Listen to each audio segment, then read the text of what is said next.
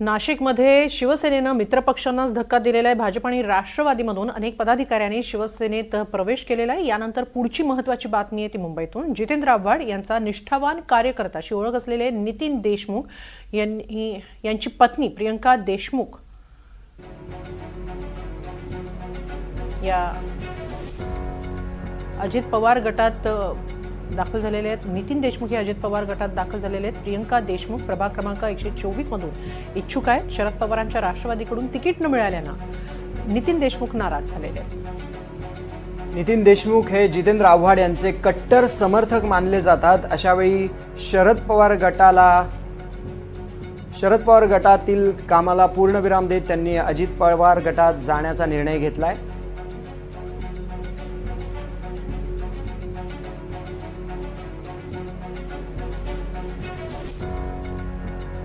आज सकाळपासूनच राष्ट्रवादी काँग्रेस पक्षात प्रवेश करण्यासाठी शरद पवारांच्या राष्ट्रवादीच्या इच्छुक उमेदवारांची चढाओढ पाहायला मिळते। अशातच जितेंद्र आव्हाड यांचे निष्ठावंत कार्यकर्ते मानले जाणारे नितीन देशमुख यांनी ऐन निवडणुकीच्या तोंडावर अजित पवार गटात प्रवेश केलेला आहे।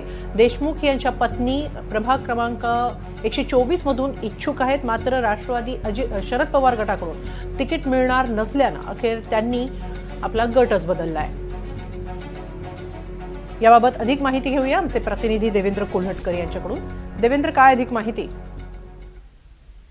उमेदवारी अर्ज दाखल करण्यासाठी अवघा काही वेळ राहिलेला आहे आणि तत्पूर्वी आपण बघतोय की आता जे उमेदवार आहेत ज्यांना उमेदवारी मिळत नाहीयेत, नाराज आहेत, ते इतर पक्षामध्ये प्रवेश करताना पाहायला मिळतात। तर यातीलच एक नाव म्हणजे नितीन देशमुख हे शरद पवार यांच्या पक्षातील मुंबईतील एक महत्त्वाचे पदाधिकारी आहेत। त्याचसोबत जितेंद्र आव्हाड यांचे निकटवर्तीय मानले जातात। त्यांना 124 मधून त्यांच्या पत्नीसाठी प्रियंका देशमुख यांच्यासाठी उमेदवारी अपेक्षित होती शरद पवार गटाकडून, मात्र तिकीट मिळत नाही असं दिसताच नितीन देशमुखांनी आता अजित पवार यांच्या राष्ट्रवादी काँग्रेसमध्ये प्रवेश करणार आहेत। ते प्रवेशासाठी पोहोचलेले आहेत। त्यामुळे आपण बघतोय की शरद पवार गटातून इतरही काही लोकांनी नुकताच अजित पवार यांच्या राष्ट्रवादीमध्ये प्रवेश केलेला आहे। धन्यवाद देवेंद्र, आपण दिलेल्या या सविस्तर माहितीबद्दल।